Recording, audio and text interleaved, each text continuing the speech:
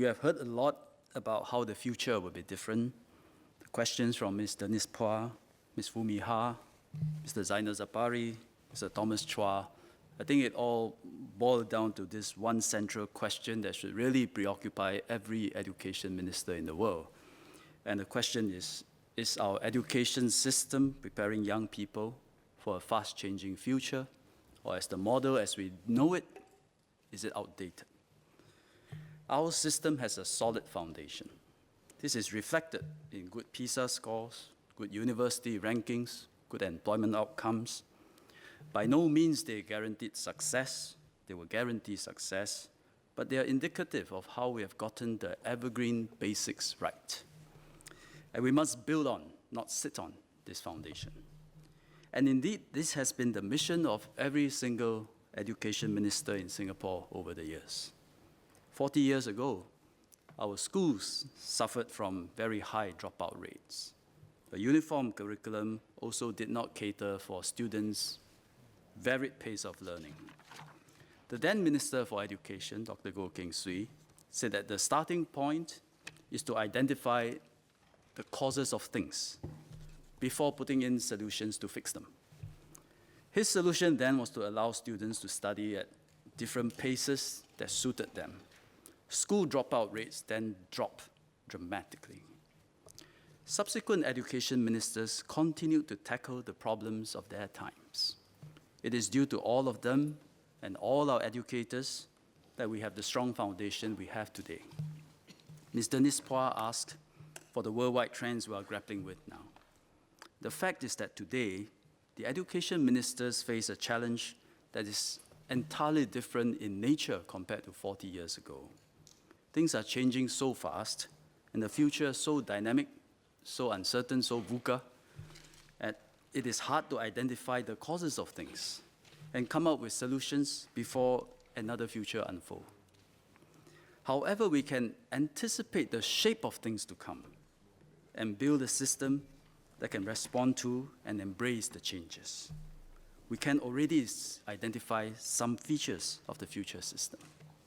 For one, education needs to wear lighter academic colors. Hence, we revamped the PSLE scoring system. Education also needs to recognize the diversity of strengths and talents amongst our young. Hence, we brought the direct school admission system back to its original objectives. Place students into IHL or Institutes of Higher Learning based on aptitudes and demonstrated interests rather than just grades alone. And we started new applied and design universities. We opened up work-learn pathways. We also need a new kind of IHL, where success is not measured merely by pass rates, employment outcomes, international rankings, but the long-term resilience of students, their willingness to take risks, to innovate, to create.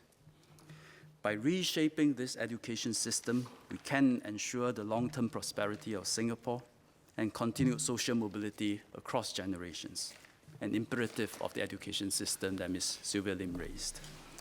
In this system, you learn to learn and you never really graduate. That is the essence of Skills Future, and the most important feature we need to build into our system today. How do we do so? Mr. Nispoa once told me, and you just repeated again in your opening speech, that of all the changes made to the education system in recent years, the one that got you most excited was the integration of Skills Future Singapore into MOE. And I remember in your words 2 years ago, you say it's a game changer. And I think you are right. I agree with you. This change starts IHLs breaking out of their traditional mold, from educating only students to becoming centers for lifelong learning. The immediate impact is this. IHL, they started ramping up their courses for adult workers. So in 2017 alone, 54,000 adult learners passed through our IHLs, slightly over 10% of the entire market, or entire adult learning market. But the more profound impact is what is going to come next, which is their new approach to teaching. Why is there a new approach? Because previously, IHLs all have the mindset that we only have 3 to 4 years to prepare students before they embark on their careers. So from the word go, IHL are in a race against time to pack in foundational knowledge, industry-related training, interdisciplinary skills, work attachments, all within that 3 to 4 years. The result is a hectic and technically very intensive curriculum. So employers often comment that Singapore graduates, we know a lot of stuff, technical stuff. But we can do better in terms of soft skills, be genuinely interested in the industry we chose and the careers we chose, have some fire in our bellies. The current approach will change when IHLs realize they don't have 3 to 4 years to work with the students. They have 20, 30 years to work with the students, because they will keep returning for more knowledge and skills after graduation. And so there's really no hurry to pack so much stuff into the formal curriculum in that 3 to 4 years. Instead, there can be a greater focus on laying a strong foundation, giving them more time and space to seek counsel, decide on their career and their area of interest. Only an interest-driven choice will motivate students to want to learn their whole life, to master their professions and their crafts, and to build deep expertise. This paradigm shift will deeply affect the way education is delivered in IHLs. I will talk about 3 aspects today: develop, discover, and deepen. Let me first talk about changing the way we develop students. Ms. Fumi Ha and Mr. Zainal Zapari said that education model and techniques must be updated to reflect the changing needs of industries and the world and the real world. That is why our children are going through today, our children are going through today at IHLs is vastly different from we, as parents, went through when we were students. Vastly different. IHLs can no longer merely be places to listen to lectures. Schools and IHLs must also be places where students make friends, build networks, seek mentorship, gain exposure to different cultures, discover what they want to do, and even find lifelong partners, but only at IHLs, not the schools. In short, as Mr. Edwin Tong pointed out, learning must become experiential. Knowledge no longer carries the same premium it used to because technology has made knowledge very accessible. What is highly valued today is how someone applies the knowledge in real life. In other words, what is valued is skills. That comes with experience and practice. And that's why all our IHLs are introducing more experiential learning into their curriculum. Today, industry attachments have become the norm, and practically all Polytechnic students are required to go through them. At the Singapore Institute of Technology, or SIT, industry attachment is, in fact, an integral part of the education and lasts up to 1 year. Internship is at one end of the spectrum of industry experience at IHLs. At the other end of the spectrum, which Mr. Ang Wei Nen asked about, are various work-study programs. For example, we have 76 Earn and Learn programs, training over 1,700 students so far. The autonomous universities, or AUs, have also started offering SkillsFuture work-study degree programs in areas such as information security, business and analytics, software engineering, and finance. So far, close to 90 students have enrolled in such programs. Number is not big, but the number will grow, and the number of courses being offered will also grow.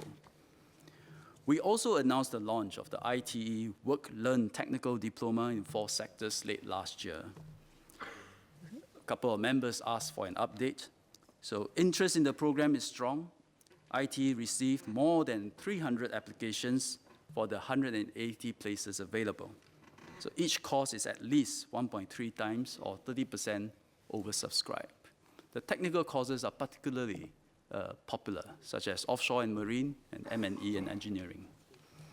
ITE is engaging various industries and plan to roll out another 10 new ITE technical diploma programs in the next 2 years. So to Mr. Thomas Chua's question on how do we bridge the gap between industry need and education, I call upon industries to participate directly in education. Our new programs are bringing industries into the IHLs and IHLs into the industries. Whether it's IHL or industry, both can initiate the discussion.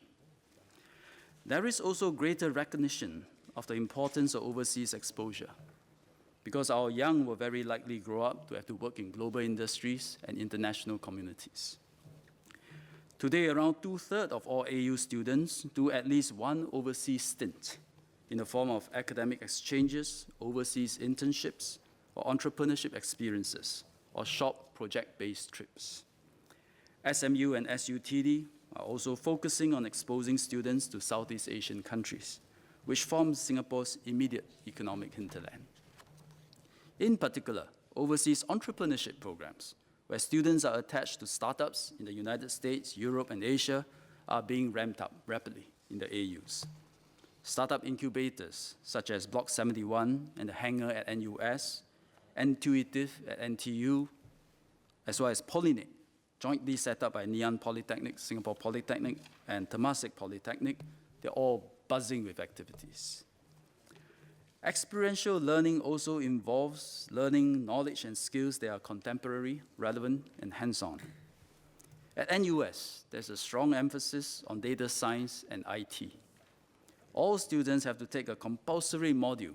All students, whether you're learning literature, arts, history, or science, or engineering, you must take compulsory modules either on quantitative reasoning or computational thinking.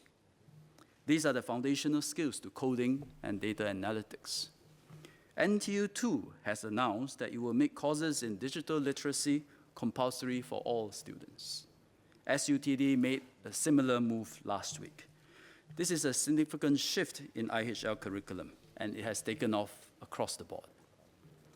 I visited our local engineering company, Polytechnic, recently. Members will know them for building the Red Rhinos for SCDF.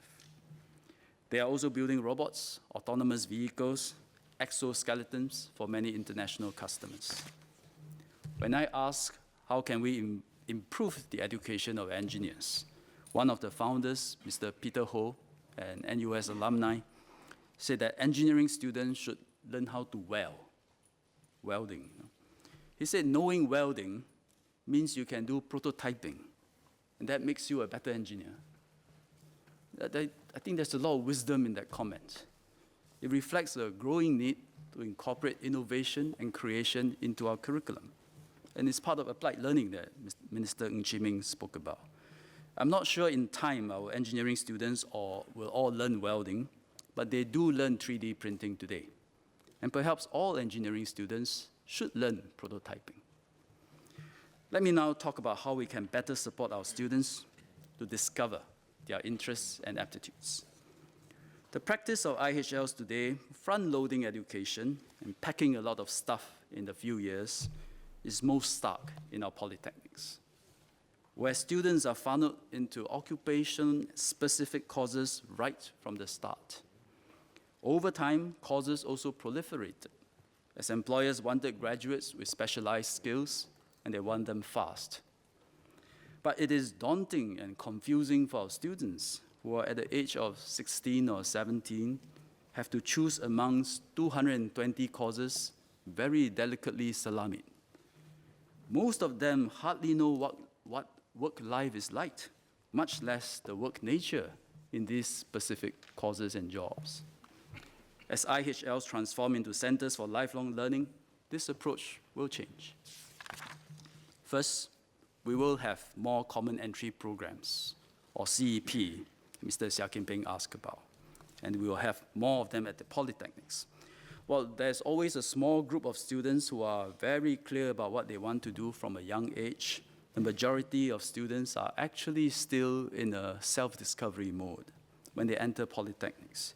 They may have an idea that they like engineering, IT, or social science, but they find it too early to pick a course that is specific to an occupation. For these students, therefore, I agree with Mr. Seah Kim Peng that giving them more time to explore their interests will help. Even extra 6 months, extra 1 year is going to help. Thus, from 2019, polytechnics will offer more CEPs, common entry programs. CEPs comprise foundational modules common to a particular cluster of discipline, and students get to sample all of them and explore their interests. Today, all polytechnics already offer an engineering CEP, And they will introduce 2 more CEPs, one in business and the second one in information and digital technologies, 2 clusters. So from next year, we expect the 2 CEPs to account for 30% of these clusters intake.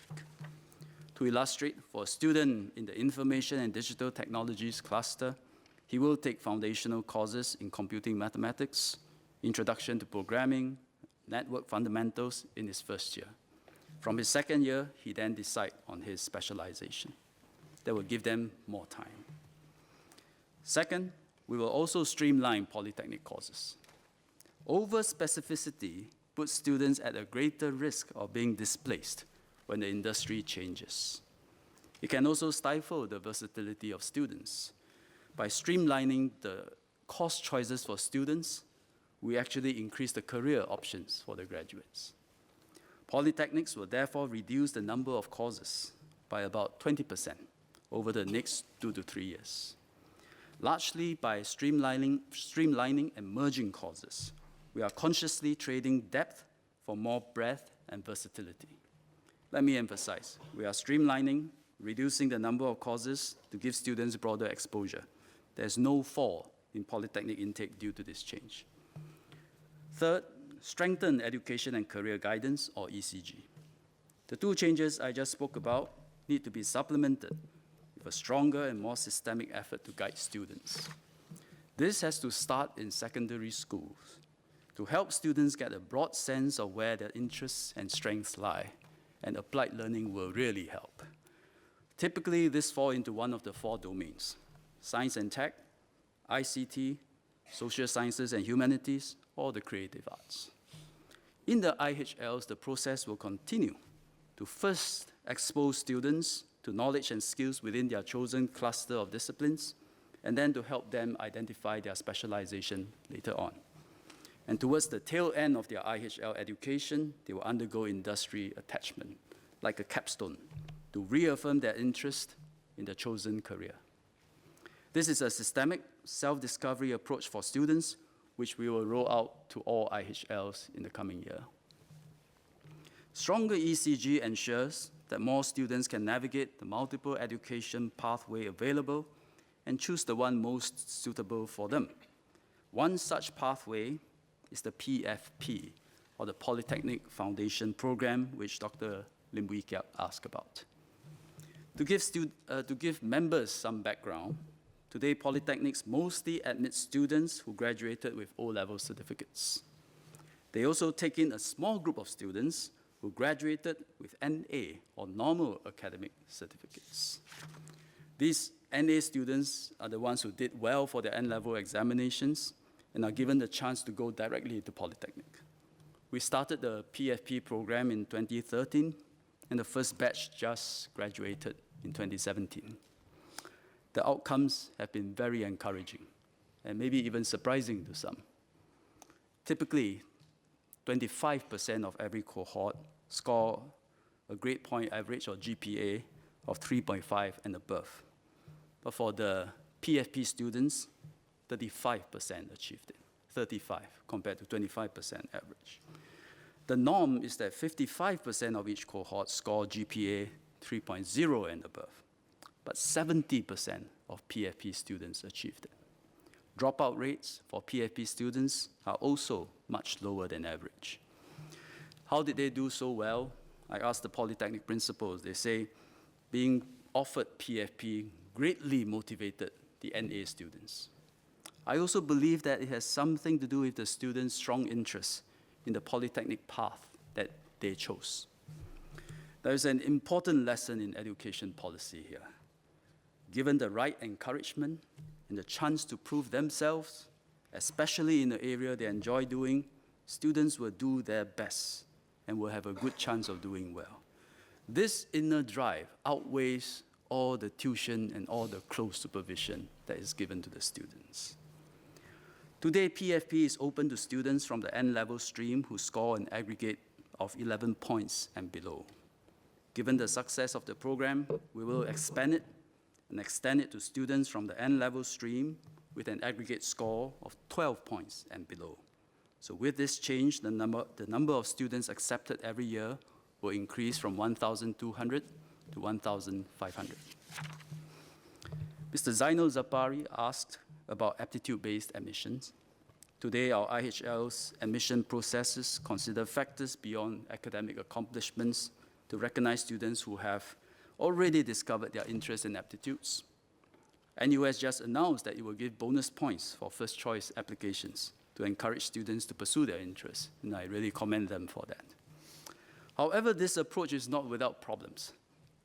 Polytechnic principals told me that since I announced that and implemented that, they have received many more appeals from students as well as from parents. This is expected, and I really thank the IHLs for looking at every single appeal carefully. What students and parents need to understand is that passion and aptitude need to be demonstrated and is not declared. And that has to come through during the admission process.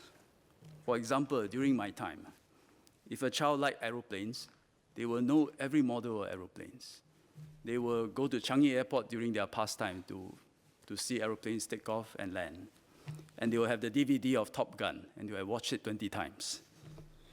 This interest is demonstrated, and you cannot hide it. For example, since young, I loved art.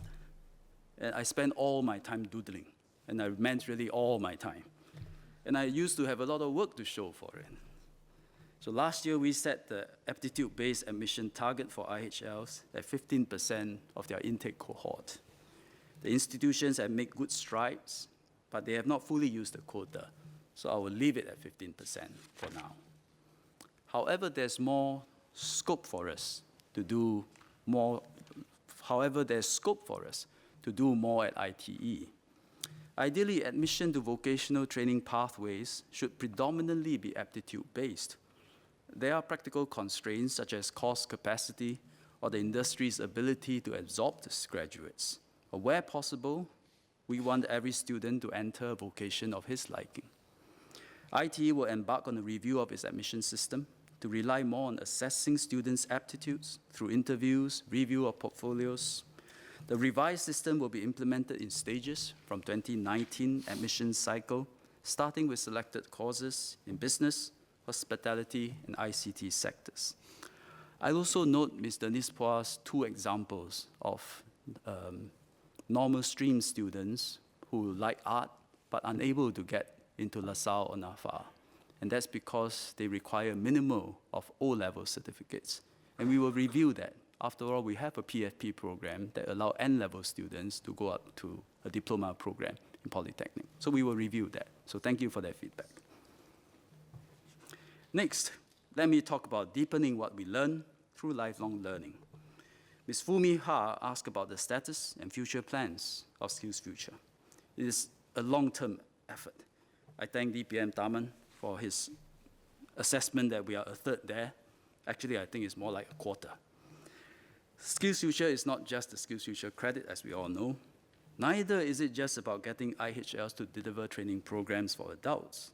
It requires a transformation of the education system as we know it. It requires our young to uncover their interests and passions and commit to learning their whole life. It requires employers, private training providers, and IHLs to all do their part for lifelong learning. It requires society to celebrate and recognize a broad range of achievements and successes. The IHLs can play a bigger role in our future plans for SkillsFuture.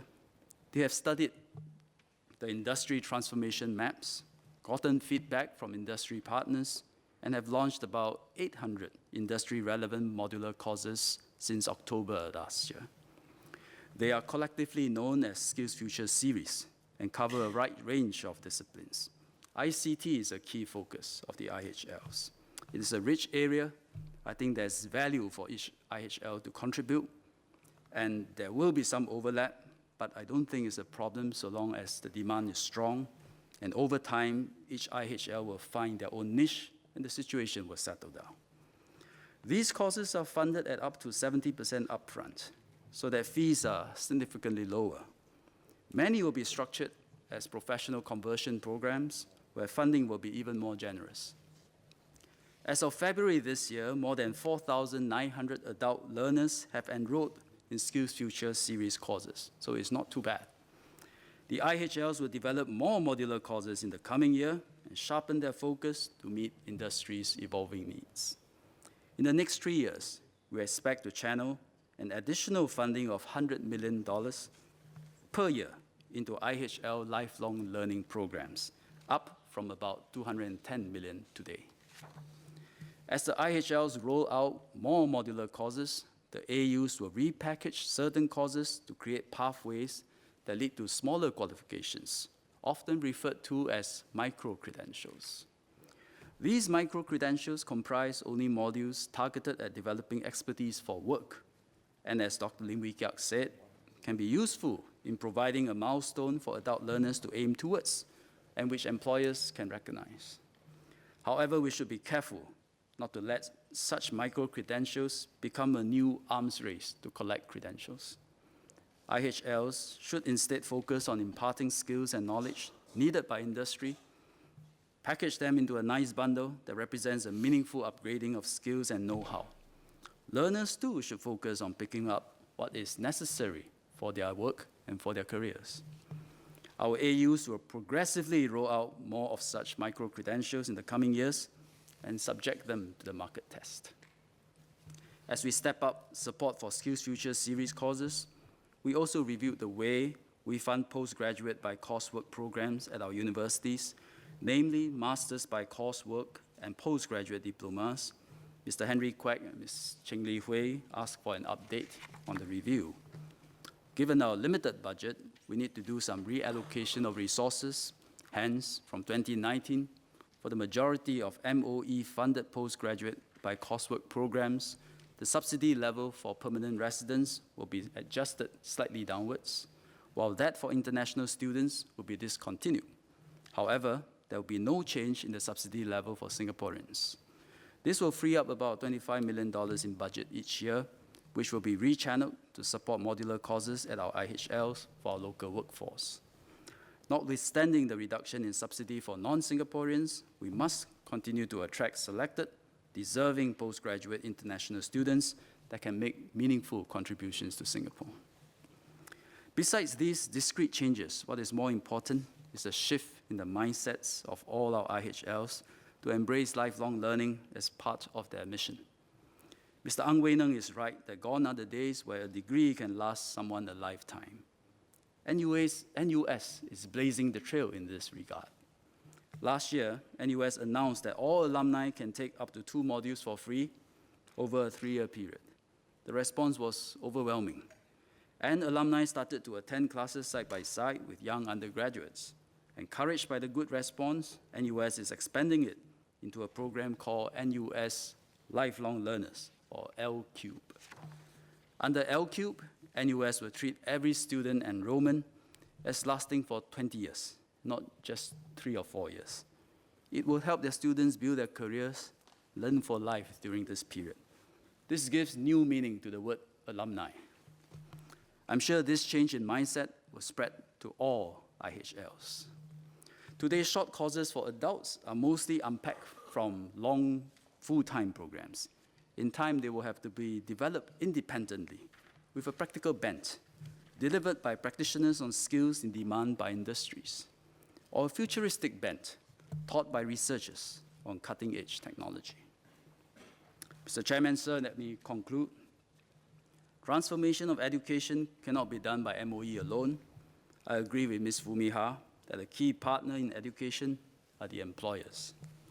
We need employers' hands on deck too, to provide input on curriculum design, offer their experts as adjunct lecturers, place their students in meaningful internships, participate actively in lifelong learning by providing in-house training for their employees. I agree with Dr. Intan that we should give greater recognition to employers who support this, such as through the Skills Future Employers Award that was started last year. But the best reward for them is the outcome of their investment in their own people. As we shift the IHL system to lay a stronger foundation for students and be less prescriptive in the occupation we are preparing them for, employers need to step up even more to involve themselves in education and lifelong learning, especially for the young. We also need to work closely with the most important people in our students' lives, who are their parents. Our children are often the people we love the most. It is natural for parents to want to bring them up impeccably, from the night feeds when they are babies, helping them with homework when they are in primary school, take leave when they are taking PSLE, attend open houses at the IHLs with them, interview their boyfriends and girlfriends. We want the best for them. But the truth is, we are all parents in training.